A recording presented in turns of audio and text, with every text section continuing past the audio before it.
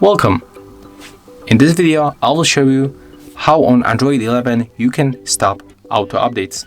So we have to go for the Play Store. Next, we have to tap on the right upper corner on our account. Then we have to find the settings. Next, we have to find the general and go for the auto update apps. It's right here. Then we can simply switch it to do not auto update apps. Click done and it's changed. So as you can see, it was very simple.